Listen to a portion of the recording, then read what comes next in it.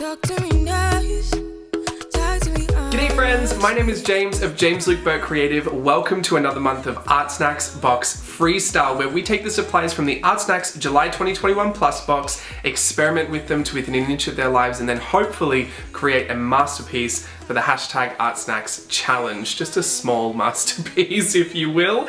This has almost been a year of us getting to know each other. I hope you found some of my fun facts interesting. I'm finally ready to let you in on my age. I'm turning 31 at the end of this month. My birthday is July 27th. Thank you in advance for your well wishes. I am a twin, so I share that birthday. And fun fact, my sister was born 2 days after me, so technically we all share a birthday on the 28th. That's how my mum got around doing 3 separate parties. That is it. 31 trips around the sun. I'm not going to be rude and ask you how many trips around the sun this is for you, but there you go, there's my fun fact. Let's go inside the box and see what we have to play with today. Here is the July 2021 Plus box. Here's everything inside. Let's unwrap the green burrito and take a closer look. First up in the Plus box, we have the Fabriano Hot Press Studio Watercolor Paper Pad in 9x12. There are 12 sheets of 300 GSM paper in there. We also have a Sakura Pigma Micron pen set of 3 really bold tips, 8, 10, and 12 in the Plus box as well. We have that Marabou Mixed Media Art Crayon. I got the Sunshine Yellow, as well as a 5mm tube of Daniel Smith Extra Fine Watercolor, and I got Phthalo Turquoise, say that 5 times fast. A Cretacolor Fine Art Graphite Pencil, mine was an F. We also have a Marabou Mixed Media Fluids Art Brush, which is a water brush. As a washi tape connoisseur, I can really appreciate this ArtSnacks washi tape, as well as the sticker and treats. Let's get everything set up. The first thing I'm going to do is add my Daniel Smith watercolor to this little palette and get myself ready to swatch and experiment with everything inside the box.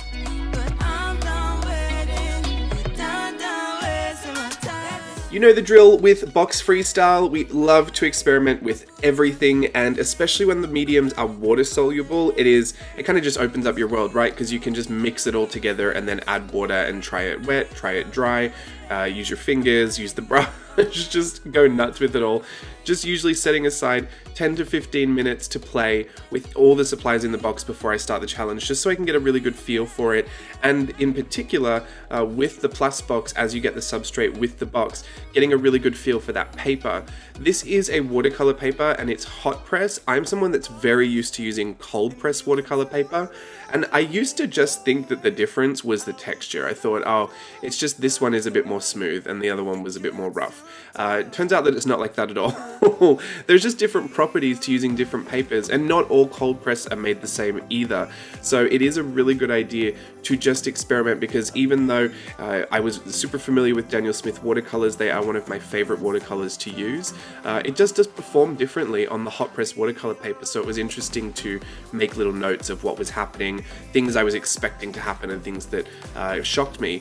One of the things that I was kind of shocked by is that Marabou crayon acted not only as like a little, well, I wouldn't even say a resist, because it kind of is water soluble, right? So it doesn't really resist.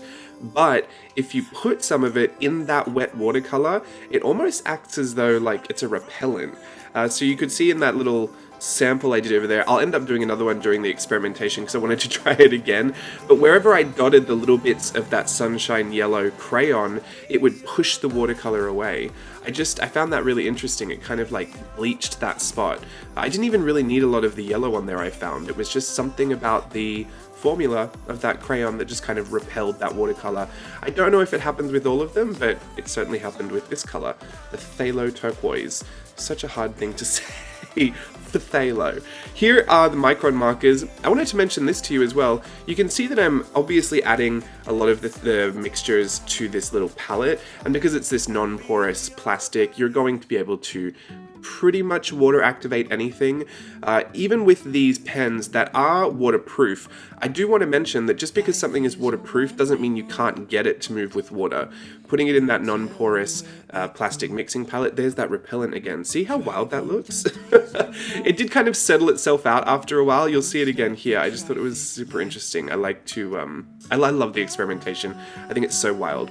But I was going to say about those micron pens, they are waterproof, but you can get them to move. You can either use that water really quickly after you've just use the pen, or you can just add a lot to the paper. Sometimes if the ink doesn't sit into the paper, it can still be reactivated. So if you kind of layer it up really thick, or you really scrub into it, you can reactivate it. Not all the time, but sometimes and in certain situations. I never think that that is like, unless the pen claims that at all costs it's waterproof, I don't think it's a huge problem. I don't consider it to be like false advertising or anything, because really we are pushing it, especially with the amount that I scrubbed into it. But, you know, just things like that, it's just important to note that sometimes, you know, it works in almost every circumstance to be waterproof, but on some papers, especially if something's got like a really... if it's really coated, the paper's really coated, it might still reactivate. Sometimes if the paper is kind of thinner or you've just layered it a lot, some of that ink remains active on top of the layer that's already seeped into the paper. So you can really push the claims of a lot of the art supplies that are in the box. And that's what you're seeing all over the page. Just trying different applications. You saw the little splattering, moving the pens through the water to see if they bleed a lot or if they didn't bleed a lot. I'm getting into the finger painting now because apparently I thought that was a good idea. The crayon, it didn't even smudge as much as I thought it was. For such a buttery smooth crayon, I would have expected that crayon to like really glide across the page. It doesn't. So kind of just shocking little finds all around, but that is exactly what this process is for. It's kind of using this little pencil to sgraffito texture into the supplies. Just I got so messy on this one, but I learnt a lot, and that's important if I was going to apply all that knowledge, which you will find out I really don't in my piece today. So I'll let you take a look at some of the close-ups of my experimentation, and then we'll get into our final piece and I'll explain what happened. Sky is falling down.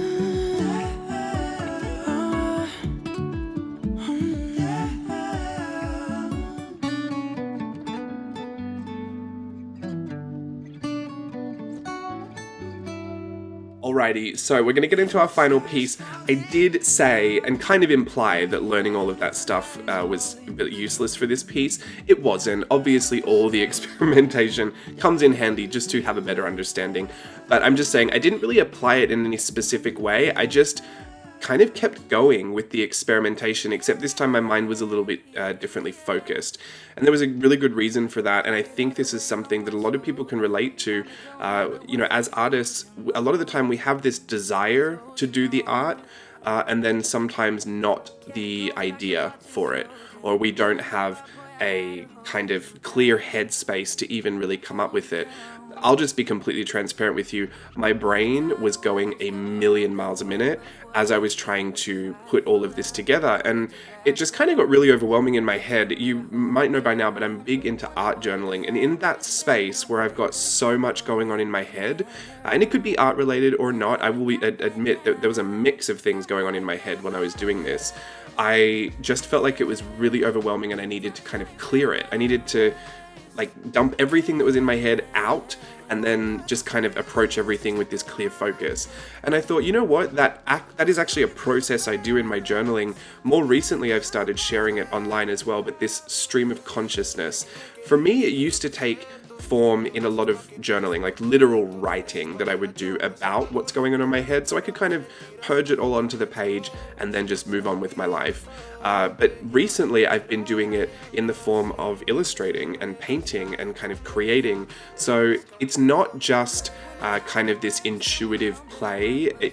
It has that feeling, it definitely does, but there is a very real, specific, like intentional reason for why everything's on here, and it is literally just getting everything out of my head onto the paper so that I can clear it up. And I've learned some things about myself during the process as well. I think a lot of the things I learn are that not all my thoughts are real and valid. Usually I think like, oh, it's in my brain, I should give it lots of time and attention. Found out that wasn't really true. I have some really chaotic thoughts sometimes that have nothing to do with anything important. And it's a really, really interesting process. You really don't know what's kind of floating around in there. And then even more interesting, once once you kind of get it out, you don't know what else is going to resurface. And just to see all of them put together in this, I've really come to appreciate the final pieces, because the actual overall look at this piece, even though it's not some like, you know, it's not some work that I planned out from the start, I thumbnailed, I experimented for techniques for, I put a ton of effort into. I mean, none of these illustrations here show any really difficult degree of skill, I would say. They've been one of my most fascinating things to look at, because they're just a visual depiction of the things going on in my brain, and they tell a really specific story of the moment I'm in and the headspace that I'm in. If you were going to call them something, you'd probably call them headspace pieces. And so I thought it was really, really interesting. I kind of jump between actually putting things down, like sometimes I put the thoughts down. I put down there, the art supplies will help calm my thoughts, which I thought they would, and they definitely helped.